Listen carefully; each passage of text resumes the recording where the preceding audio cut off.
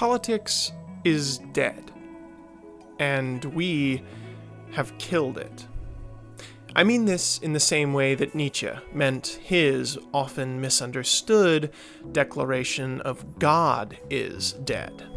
I intend not to dwell on his meaning of the phrase, as there are plenty of channels much more suitable to explaining the philosophy behind it than mine. See Unsolicited Advice for better explanations.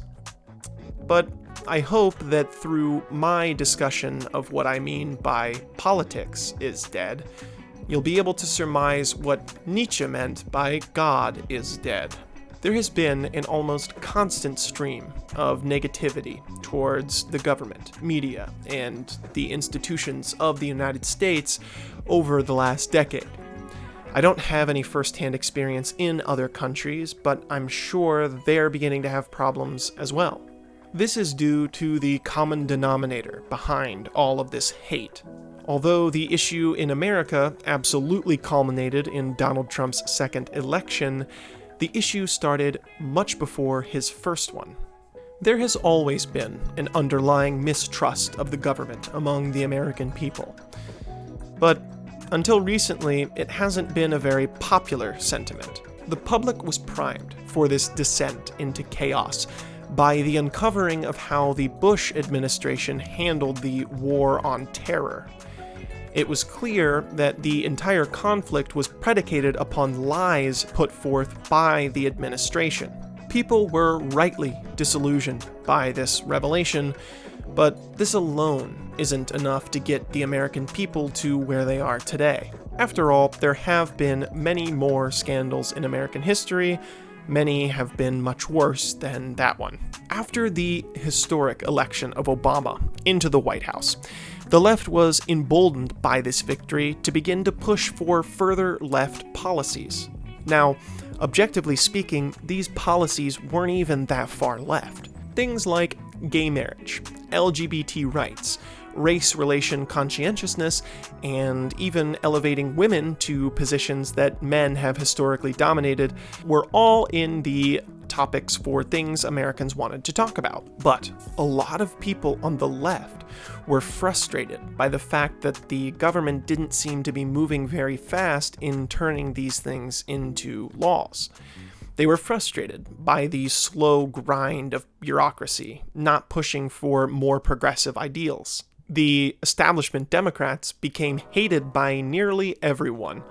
The left thought they weren't getting enough accomplished, and the right hated their ideas and messaging. Making things worse, the messaging behind these anti-establishment movements, however noble their intentions were altered by their transition to online spaces. The new form of social interaction overtaking the public became dominated by people attacking these social justice warriors for their ridiculous rhetoric. This marks the true beginning of where things went so wrong.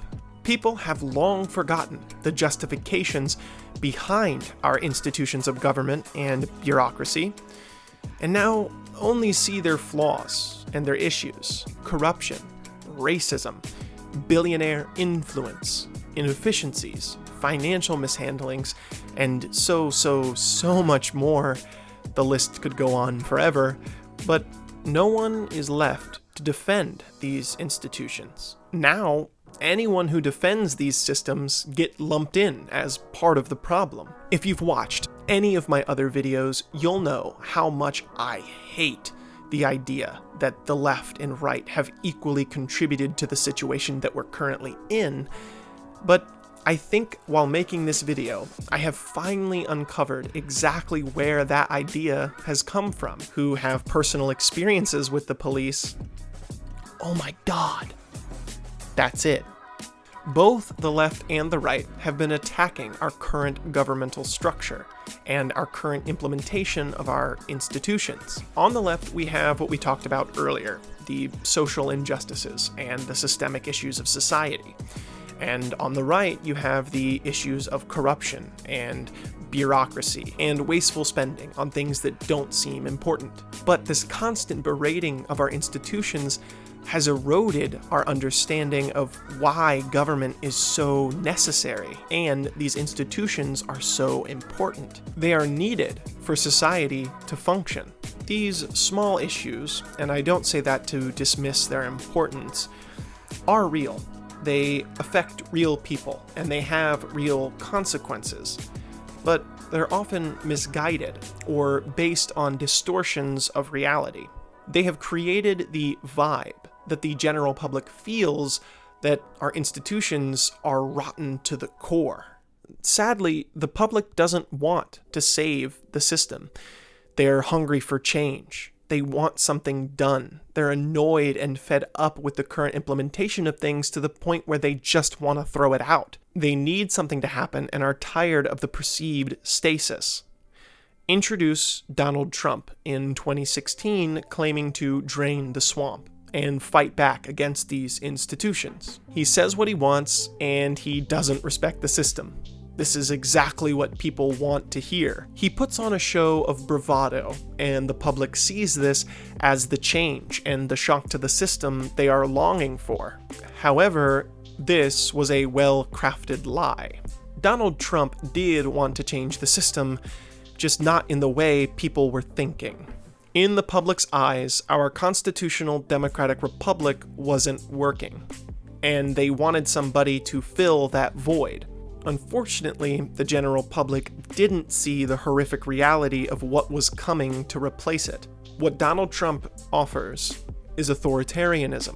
This is why I wanted to draw a parallel to Nietzsche's statement, "God is dead." It's a one-to-one reflection of where we're currently at in politics, where people lost religion through intellectualism and the pursuit of truth. We have lost the current American political system through anti-intellectualism and our abandonment of the truth. The desire to fix the system was so strong, we threw it out without fully comprehending what was coming to replace it. But all hope is not lost. Our Constitution and our systems of government can work for us. We just need to be willing to put in the effort to understand them and implement them correctly. We, the people, can rise up and fight back against this tyranny.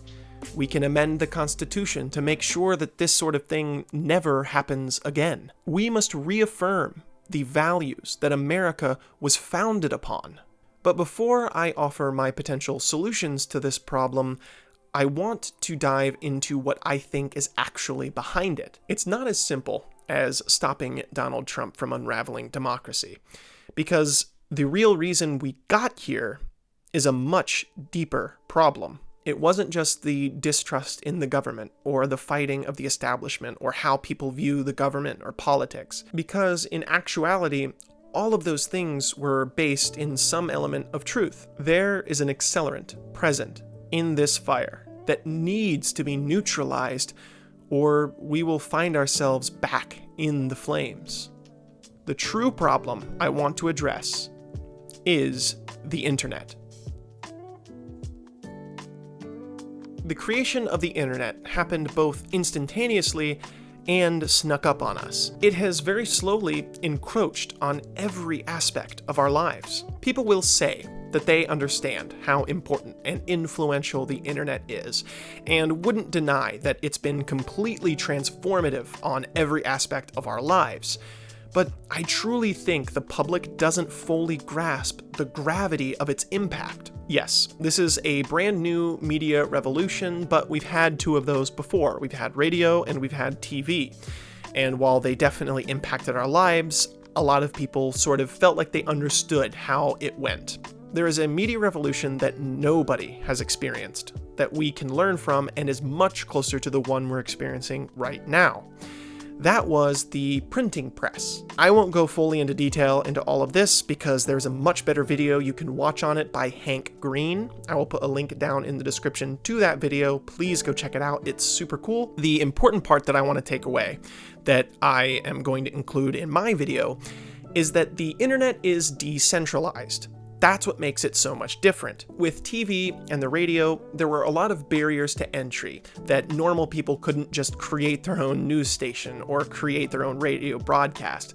They had to have a lot of money. They had to be approved by boards and a lot of people. And the government was much quicker at regulating those mediums. This decentralization and the internet as a whole is what's driving our political divide from it being at a normal level during normal circumstances to a historically significant level. The internet has connected us to every other part of the world. And although we acknowledge that we aren't supposed to believe everything we read on the internet, we have learned that it's essentially an extension of reality. This is how we connect to issues that exist outside of our local day-to-day lives. Where this becomes a serious issue is with how this relates to politics. Historically speaking, most people only cared about the issues that directly affected them. Not that they wouldn't care about other people's issues, just that they were only ever made aware of things that actually impacted them. With the TV, they were able to get access to outside issues through mainstream media and legacy media, but those people were vetted. They worked for corporations. They had accountability in who they would report to, in how they would represent the truth, and there were laws and regulations against lying to the public in mainstream media. But none of that exists for the internet. What ends up happening is that people begin to care about issues they shouldn't care about. Not that they aren't important, but what I mean is that it's not healthy for everyone in the country to care about every issue in the country. It just creates a lot of tension, division, and distraction that people can exploit. People in small towns in Texas are concerned about transgender rights for bathrooms in Ohio. People in Ohio are concerned about the security of the southern border, even though they likely will never, ever have to experience that. When you combine this overwhelming amount of information and noise about every issue in the country with the fact that the internet has no accountability and isn't regulated, then you get this environment where people don't have any context to why these issues are important. In the past, when people would care about an issue because it directly affected them, it was because they had the context behind why that issue was important. They experienced it themselves. They knew why that issue mattered. But when you don't have that context, and you only get someone else's interpretation from it online, then you don't have the context necessary to understand why that issue is important. So you come to an uninformed opinion and don't have good opinions about why that issue is bad or good. You just echo everyone else's interpretation of that issue. So you're not actually adding to the conversation, you're just making noise. To try to give a solid example for how this dynamic plays out in reality, I want to talk about an issue that gets politicized online, and that's the systemic racism in the police department.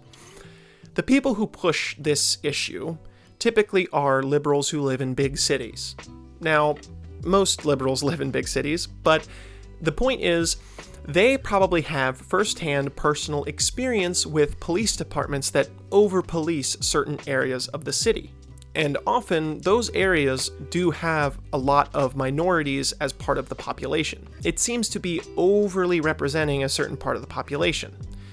Now, you can debate and have conversations about why that is. We can talk about, maybe the police should think about redistricting and whatnot. They have experience with, police-related shootings and things of that nature. In bigger cities, you have direct experiences with these issues, and these are things you want answered. But then the internet amplifies these issues, and everyone hears about them. And the people who live in small cities, in rural towns, in conservative areas that maybe have like 5 or 6 police officers who everyone knows and they know are great people, they see people complaining about all cops are bad and that the police is systemically racist, and their personal experience of the issue is that, no, that's Greg. He's a great guy. We love Greg. He's not a racist. These people are insane. These people are crazy. They can't possibly be representing reality. And that's where the division lies.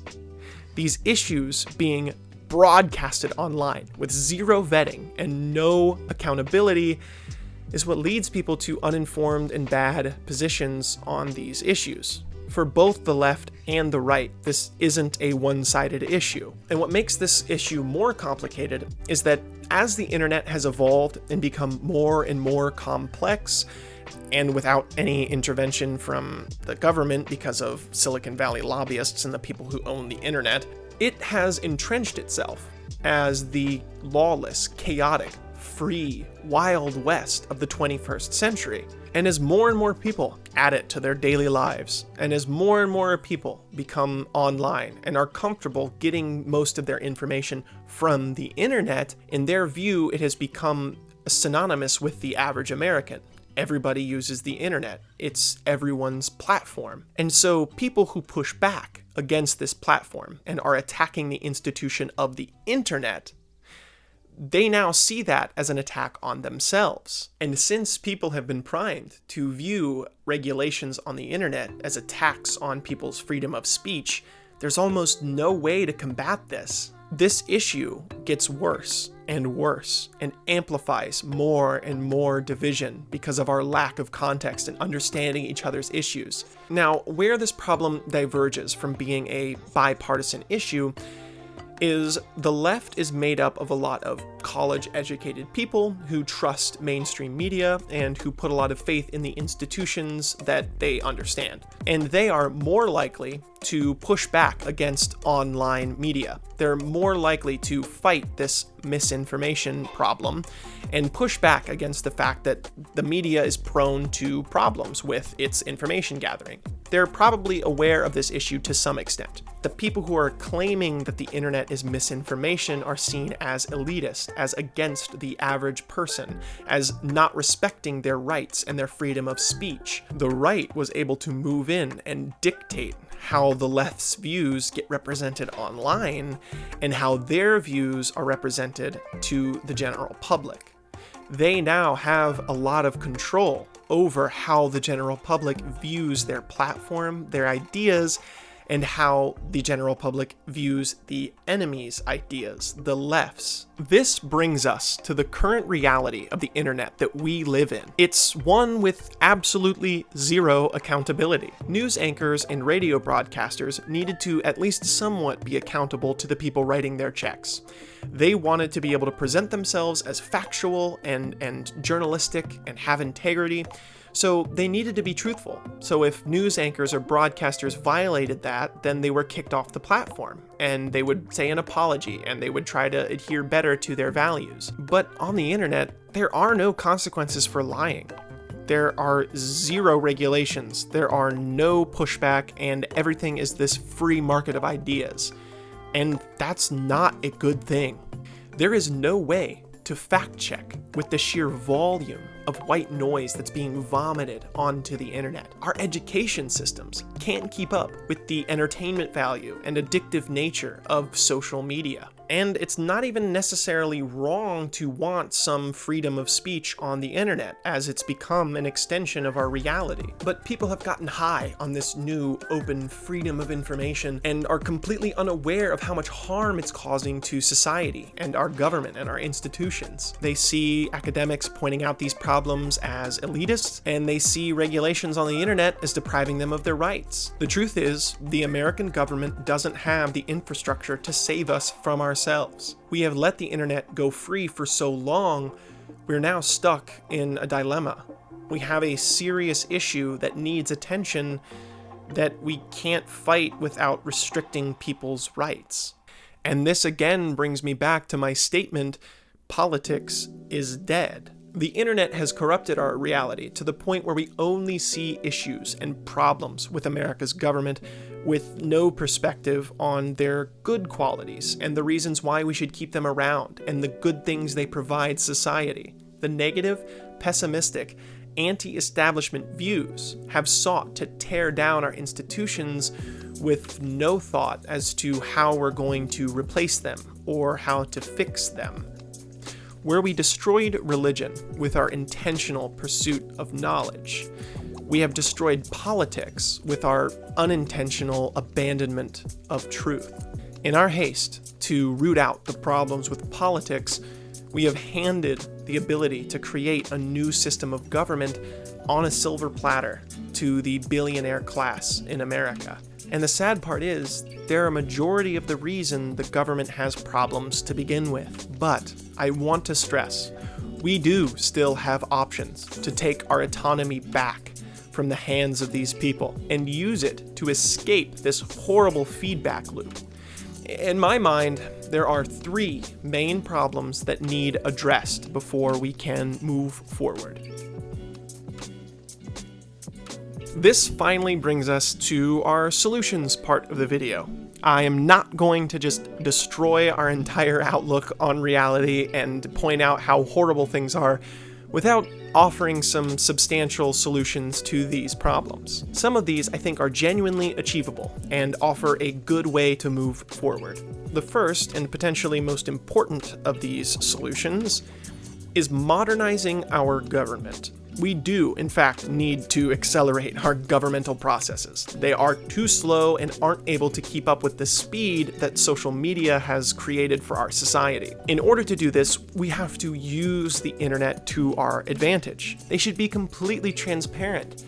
There should be like a government app where you can see all of your congressmen, your elected representatives, all the branches of government, a diagram of how they work, who elected them, who nominated people in positions where they weren't elected, and all of the ties they have to different organizations and who donates to their campaigns, and so on and so forth.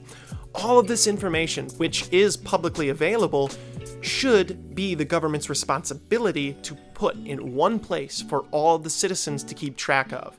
That way, people can't lie about it or misrepresent this information to the public. Now, I don't just mean our processes. We also need to update our laws and regulations on the internet. And a couple things I think would help is A, social media should be 16 plus.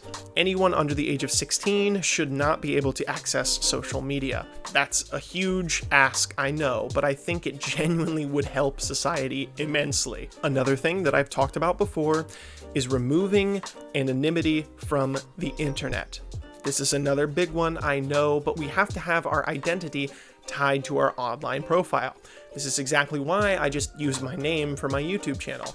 I believe in transparency and think that this would cut down on trolling, on bots, on fake accounts, on bullying, misinformation. Like there's just so many reasons why this should be a thing, and the only counter argument is just you want to be anonymous. We also need some level of accountability on the internet. This one's a little tricky. I admit I don't know exactly how we can implement this, but my idea is that accounts that report on current events or market themselves as journalists need to have some sort of regulations in place. What I mean is they should be cataloged and kept track of, and whatever platform they're using should be fined unless they have some sort of system for identifying people who regularly engage in misinformation. People who regularly misrepresent the facts, report false information, or lie, straight up lie, should have a threshold for that kind of behavior. And once you surpass a certain amount, you should have a disclaimer, not removed from the internet, but you should have a disclaimer saying, hey, this person's content is kind of bullshit. The reason why we need better laws, and the reason why I think the whole freedom of speech defense doesn't actually work in this context, is for a couple reasons. One, the speed of the internet is unlike anything else that we've encountered before in terms of spreading information. Normally, on the media, if you were to be involved in some sort of misrepresentation, you could sue them and get money back from the courts. But the problem is that the internet is so fast with how it transmits information and how things spread. Within 24 hours, you can go from not knowing something to it being the front page on every single website and everyone's talking about it, that the courts aren't fast enough to deal with the damage that's done by these problems. So it requires a unique solution. Also, the internet isn't in any specific location. It's not a physical place. It exists everywhere, and everyone has access to it equally. So state-by-state laws would not work for the internet, because it just doesn't make sense. Like, how would you even legislate, if a person in California does an illegal activity on a Texas server that for a company that's based in Minnesota, like, whose state laws would apply? Now, to be fair, I haven't looked into the specifics that much, and I'm sure there probably is some sort of jurisdictional law for how that would work. But regardless, I think this just genuinely doesn't make sense unless it's a federal thing because of its non-locality and the fact that every single state can access the same thing from any location. This just makes much more sense to be federal legislation than it does to be state by state. The truth is, there has to be some sort of standards enforced on the internet. We cannot behave like this is 1800s frontier America anymore. The next solution is reconstructing our education system. Now, people being uneducated is a serious problem. A lot of these issues stem from the fact that a lot of American voters and the American base in general public isn't very well educated, and that's not their fault. It's a fault of the systems in America not to educate its citizens. People deserve to be educated, and we should make that as easy as possible for all of the people in our country. This would look like K through 12 schools being modernized and adding courses about the internet specifically into their curriculum.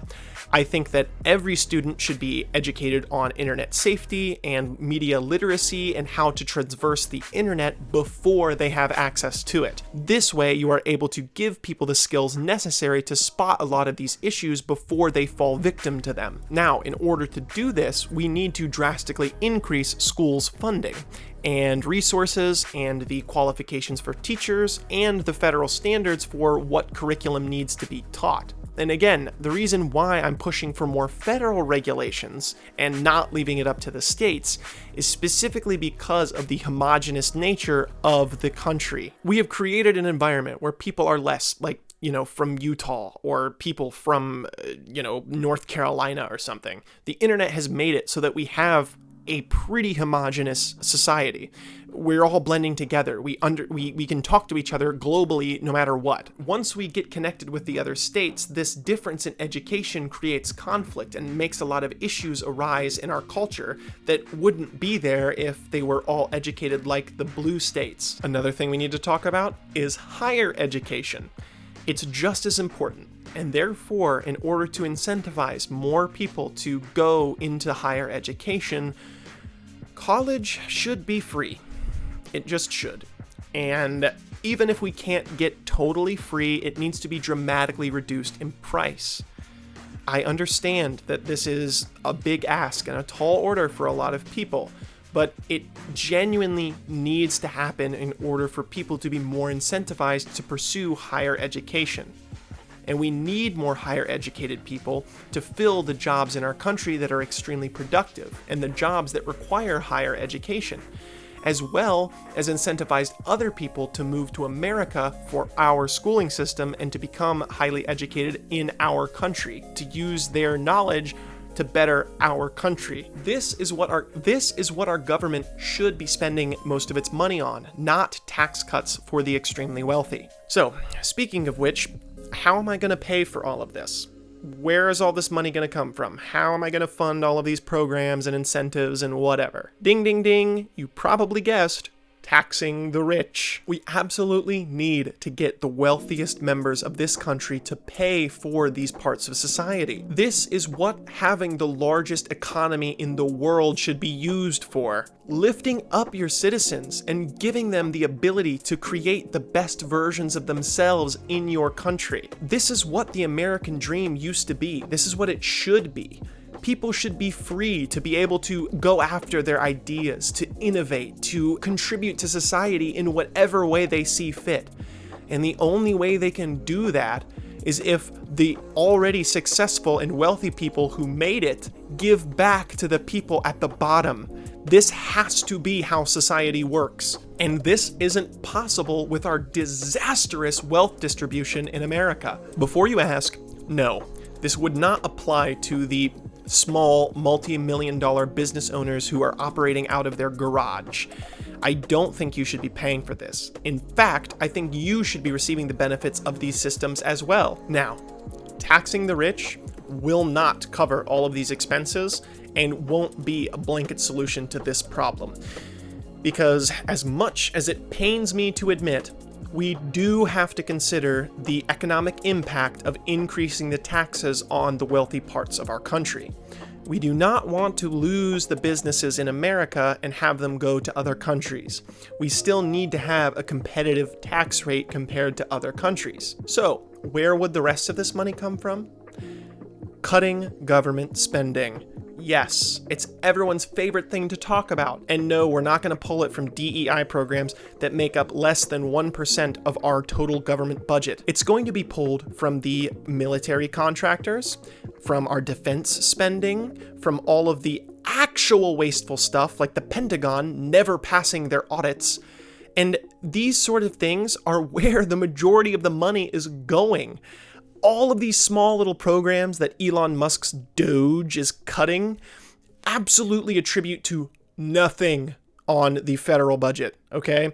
Like, if we just focused on the military defense spending and these other total glaring institutional problems, I bet we could cut half of the military budget just from enforcing laws against defense contractors needlessly charging up by thousands and thousands of dollars for literally everything they sell to the United States government. Okay, to wrap all this up, let's be real.